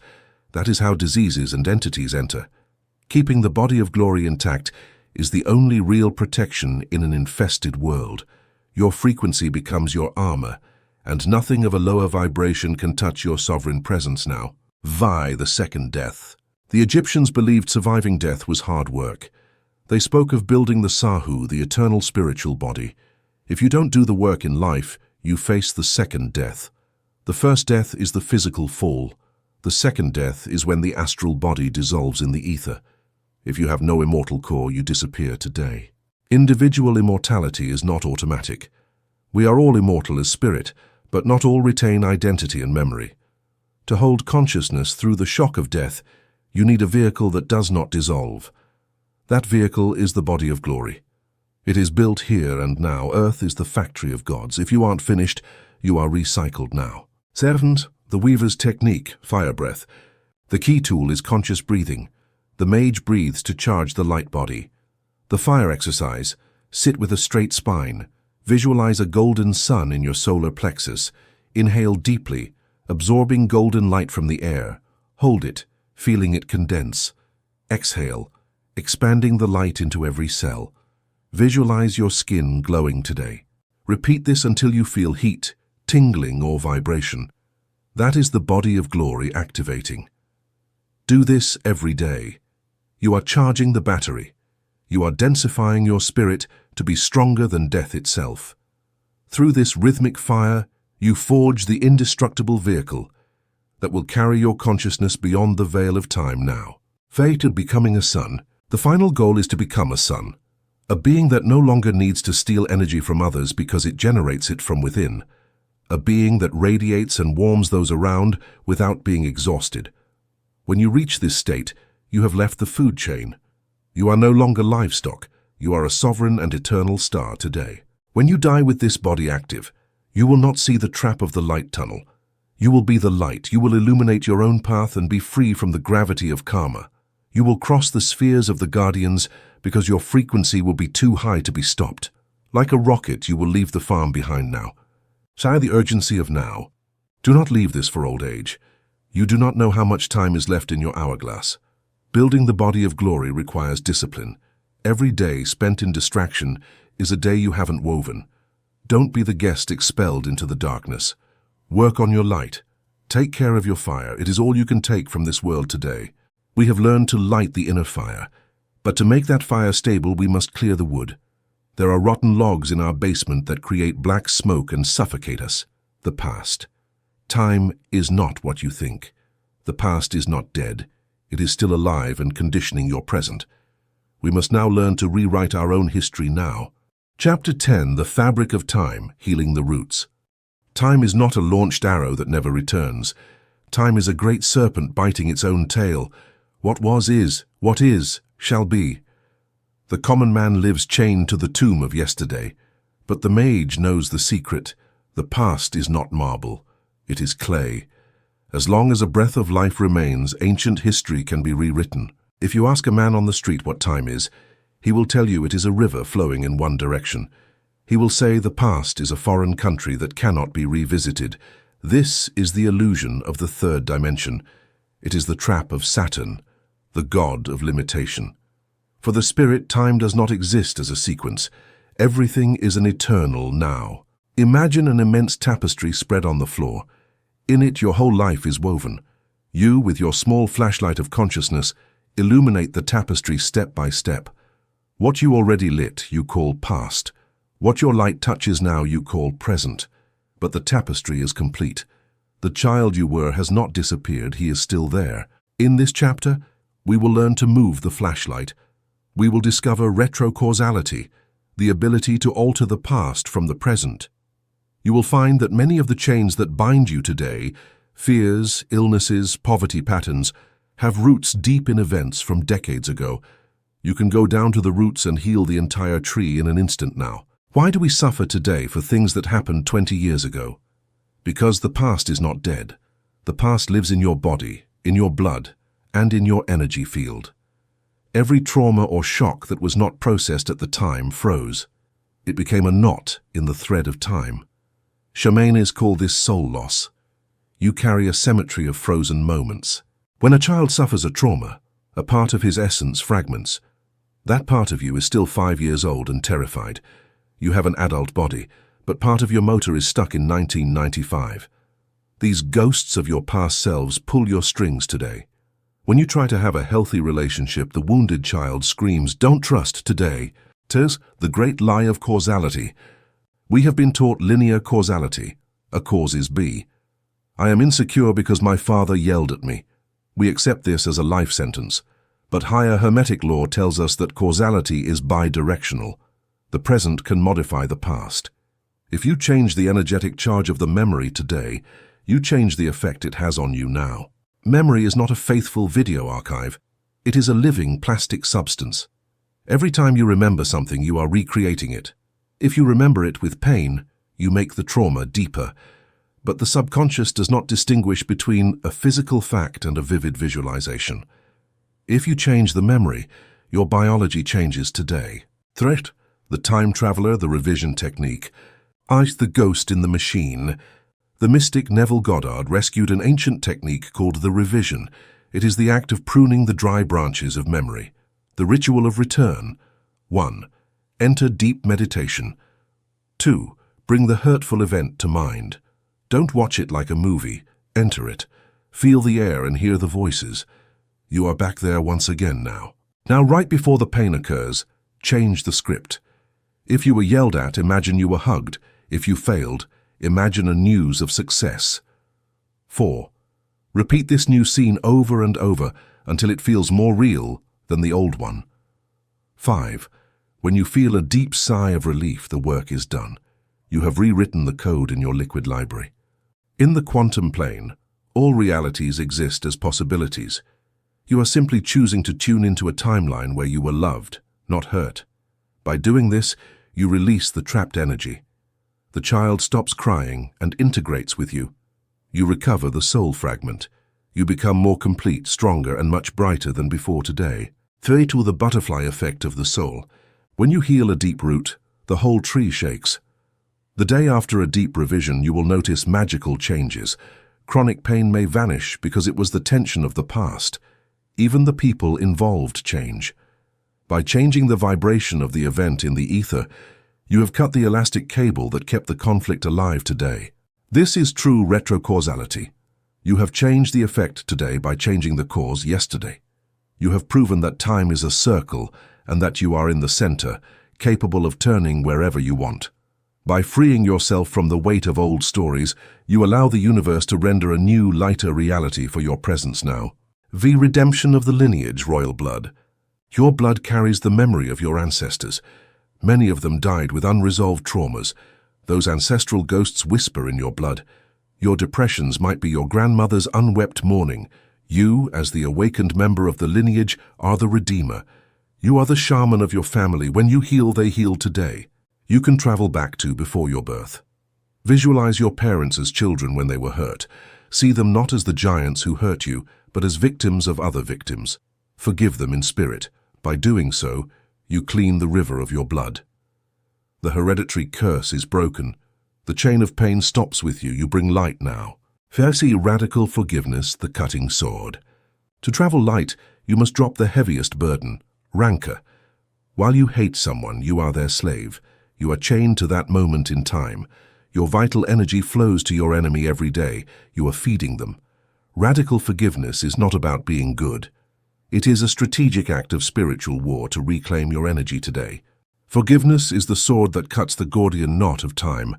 It means emptying the emotion from the memory. When you truly forgive, the past stops being a prison and becomes a library of neutral wisdom. Yes, that happened. I learned this, and it no longer hurts.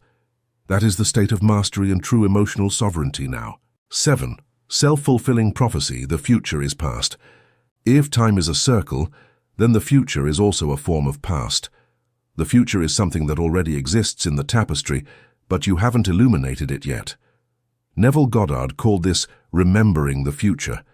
Instead of hoping for success, place yourself mentally in the future where you already have it. Look back from there today. Feel the gratitude that it already happened. By treating the future as a consummated past, you give it unshakable solidity. The subconscious, confused by your certainty, moves heaven and earth to align with that memory of the future. You are bending time. You are bringing tomorrow into today through the power of your intent now. Theotry, the eternal return, breaking the cycle. Nietzsche spoke of the eternal return, the idea that we live this life over and over. For the sleeper, this is hell, repeating the same mistakes. For the awakened, it is the opportunity for perfection. Each act of consciousness you perform today is altering all future repetitions of your existence. You are turning the circle into a spiral now. I, the gardener of time. You are not a victim of history. You are its editor. Your childhood does not define you. You define it by revising it. Your ancestors do not curse you. You bless them by freeing them. The time is your garden. Pull the weeds and plant roses. Today is the only point of power. Heal the beginning, and you will heal the final end today. Chapter 11, The Men of Clay, Spiritless. And I looked at the crowd filling the marketplace, and I saw 1,000 faces. I saw eyes that looked, mouths that spoke, and hands that traded. But when I used the vision of the spirit, terror chilled my bones. Most of them had no internal light. They were empty houses, clay figures animated by nature's breath but lacking the divine spark. There is a specific loneliness that afflicts the awakened. It is not the loneliness of lacking physical company. It is the loneliness of being surrounded by people and yet feeling an abysmal disconnection. You try to speak of deep truths and share your fire, only to find glassy stares and mechanical reactions from those around you today. Sometimes you encounter irrational hostility, as if mentioning freedom were an insult.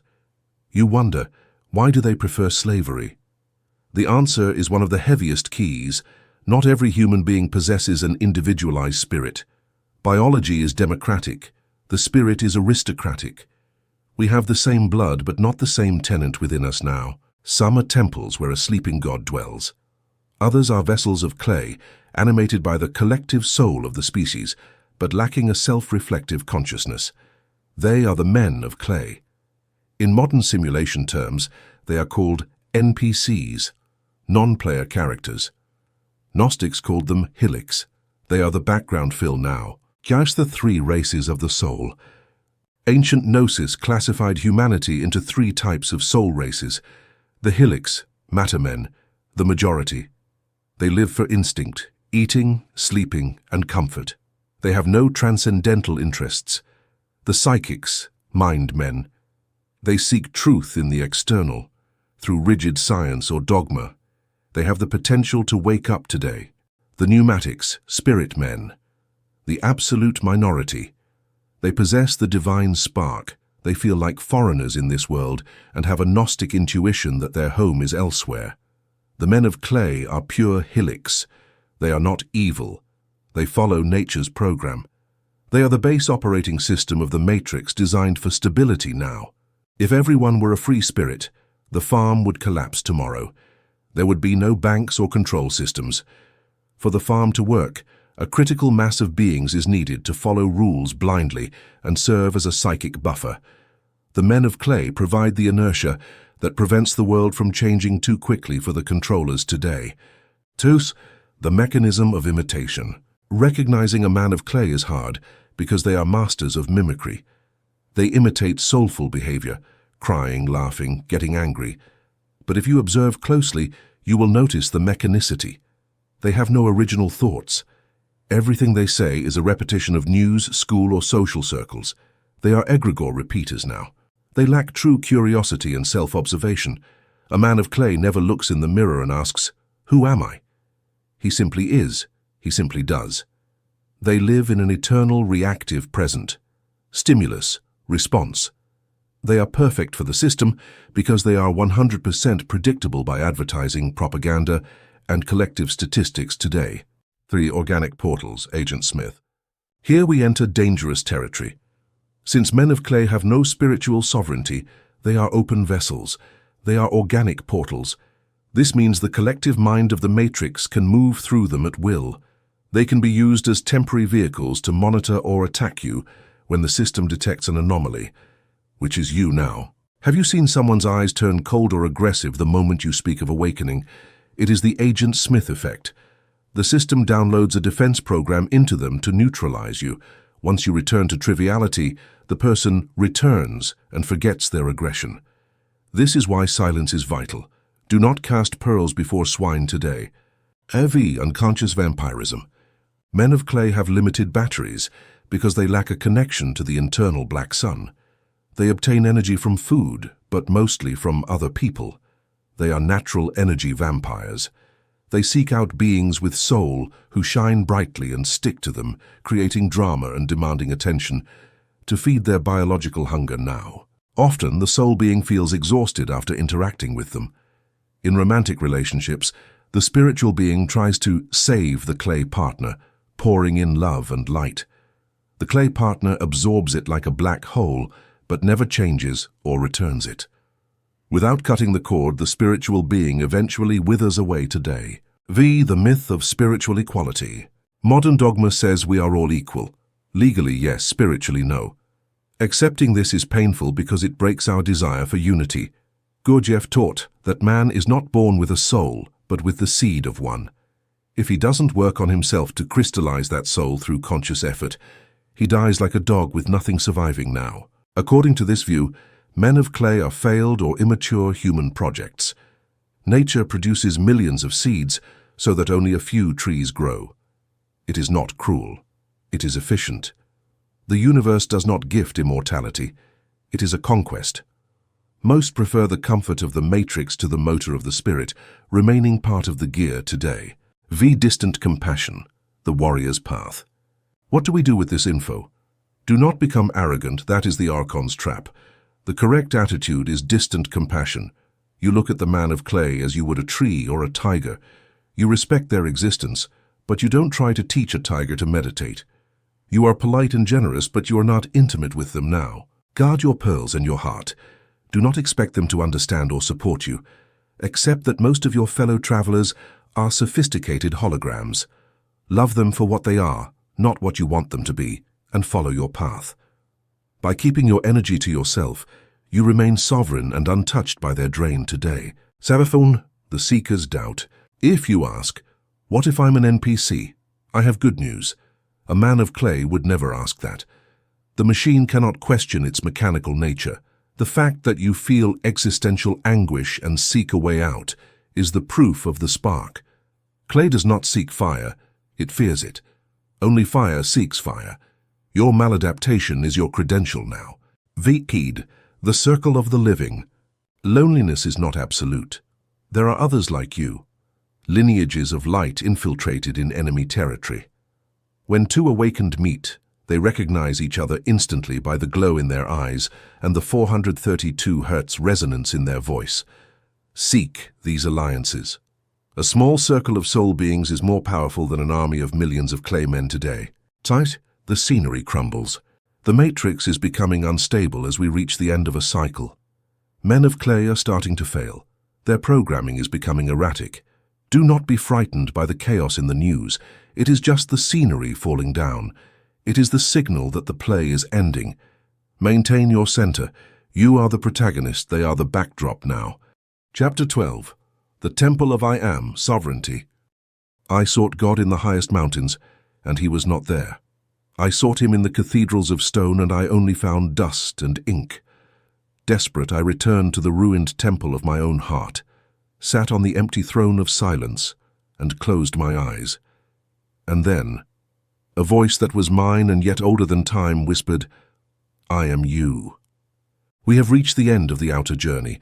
We have crossed the veil of the moon, defeated the mind parasite, stopped feeding the archons, purified the blood, broken the reincarnation contract, silenced the cursed word, and descended to the Black Sun to weave our body of glory. Now the pilgrim stands before the final door today. It is a door without a lock. On the other side, there are no angels or a bearded old man judging your sins. On the other side, there is a mirror, and in that mirror, for the first time, you do not see your human mask.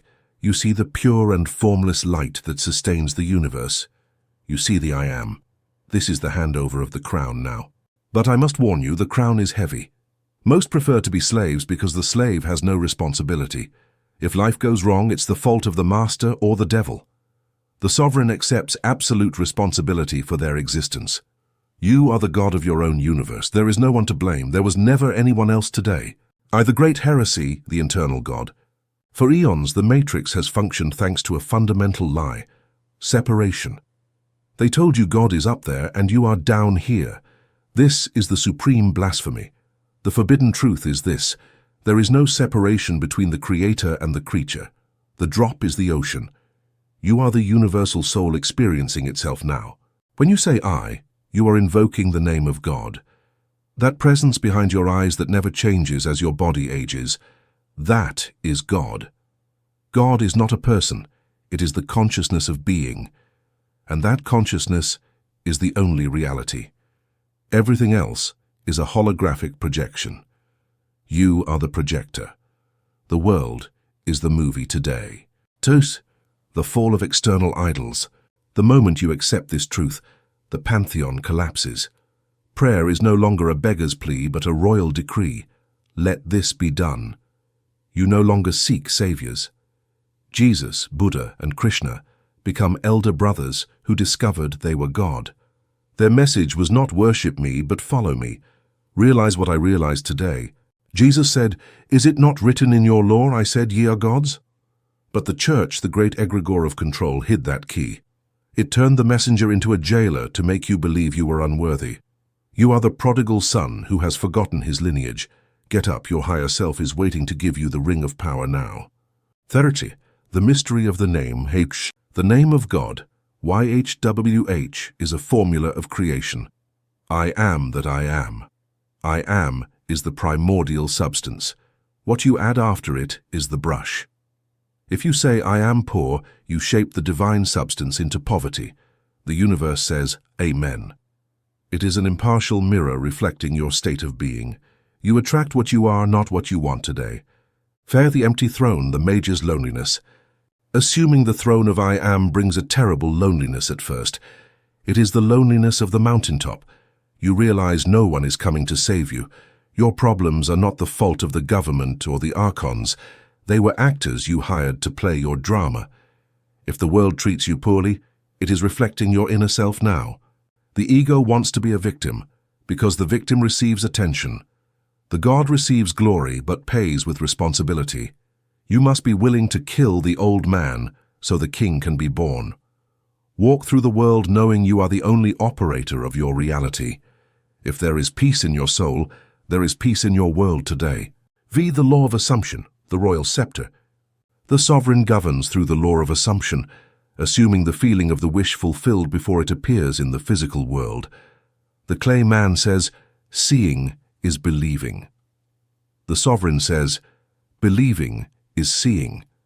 You must feel rich, healthy, or free now. Live in the end. Walk and breathe as if your desire were already a fact now. When you persist in that assumption, the 3D reality begins to reconfigure. Pieces move. Coincidences appear. The world has no choice but to mold itself to your new consciousness because the world is your shadow.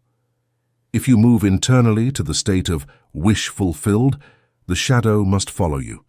This law never fails today. Vis or diplomatic immunity. The true master doesn't flee the world. He transcends it. You live in the matrix, but you are not of it. You have diplomatic immunity. You pay taxes and go to the market, but internally you are a free agent. You don't hook into emotional dramas or fear-based news. You walk with a secret smile, knowing this is a virtual reality game now. You enjoy the game, but don't attach to it. You are the player, not the avatar.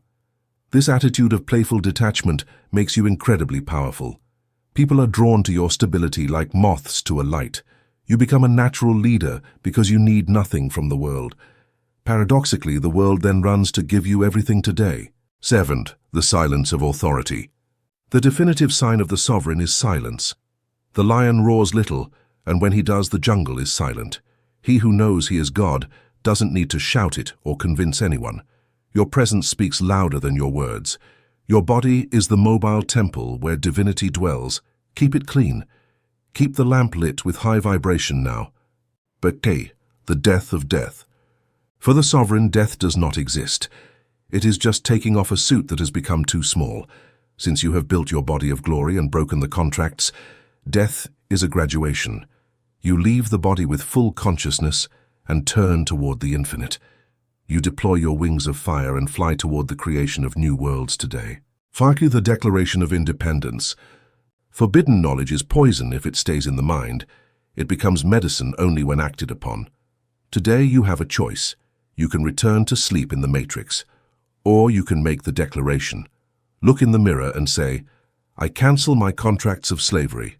Today I assume my throne. I am the open door that no one can close now. Epilogue, breaking the mirror. The words end here. Now you are alone. The world looks the same, but you know nothing is equal. You have seen the threads and the machinery behind the scenery. You cannot unknow what you know. The buzz of truth will ring in your ear whenever someone tries to lie to you or whenever you feel fear. This is the vertigo of freedom today. Don't look for more gurus. You already have the code in your blood and your silence. The final secret is that there is no secret. There is only forgetting and remembering. The world out there is soft clay waiting for your hands. Stop waiting for the world to change to be happy. Change yourself, and the world will follow you like a dog now. Conclusion, breaking the mirror. You have reached the last page. The intellectual journey is over. Now silence fills the room once again. You will close this book and leave it on the table. You will look around at the same furniture and walls. Outside, the same noisy street where the men of clay hurry toward nowhere. Apparently nothing has changed today, but you know with a shiver running down your spine that everything has changed. You have committed the irreversible act. You have bitten the apple. Before, you could claim ignorance. You could say you were a victim of fate, a drifting boat in a cruel ocean. You could blame the moon, your parents, or the invisible gods now. That comfort has evaporated. Innocence is dead. Now you know. You know the cage has no iron bars, only bars of belief. You know the jailer doesn't live in a tower, but in the folds of your own mind. You know death is a trick and life is a stage. This knowledge is poison for your old self and an elixir for your real self today. I warn you, you will feel the temptation to fall back asleep. The gravity of the farm is heavy. The world's inertia will try to drag you back into the collective hypnosis. Your friends will invite you into the drama of fear. The news will try to inject your daily dose of terror. Your own parasitic mind will whisper doubts now. What if it's all fantasy? Better get back in line. It's safer to be a sheep than a lion. There will be days you wish you hadn't read these pages. You will wish for the sweet unconsciousness of believing you are just a body. But you can't. A mind stretched by a new truth never returns to its original size today. You have seen the puppeteer's strings. Once the strings are seen, it is impossible to believe in the doll's magic again. The title of this epilogue is Breaking the Mirror. Throughout your existence, you lived looking into a mirror, believing the reflection was you. You tried to comb and clean the reflection's face now. You spent all your energy trying to change the external world without changing your consciousness, and the mirror stubbornly returned the same grimace of pain. Today, I ask you to grab the hammer of your will and break the mirror. Stop looking outside. There is nothing outside. The whole universe resides within you today. You are the container of totality. The search is over because the seeker and the sought are the same. You don't have to arrive anywhere or ascend to any dimension. You are the 0 point. You are the place where reality happens. From this moment on, walk through the world with the sovereign secret now. Treat reality as if it were a lucid dream. When in a problem, smile internally and remember, this is a projection. I am the projector. If I change my frequency, I change the scene. Do not take anything too seriously, not even yourself. Seriousness is the ego's disease. Laughter is the spirit's immunity today. Play, create, love without attachment, and above all, do not be afraid. What could harm you? You are prior to birth and subsequent to death. You are stardust wrapped in skin. You are the eye that never sleeps. This book was not a map to find treasure. This book was a mirror designed so you could finally see yourself now. Now that you have seen yourself, you no longer need the book. Knowledge without action is dead weight. Do not become a collector of mysteries. Become a mage. Go out into the street and perform magic. Speak words of power. Feel golden emotions. Visualize impossible futures until they condense into matter today. Show the archons that the farm has lost a slave and the universe has gained a god. The door is open. The fresh air of freedom blows through it, cold and invigorating. The abyss awaits you, but now you know you have wings. Step forward into the unknown, for the dream is over and your true life has finally begun now.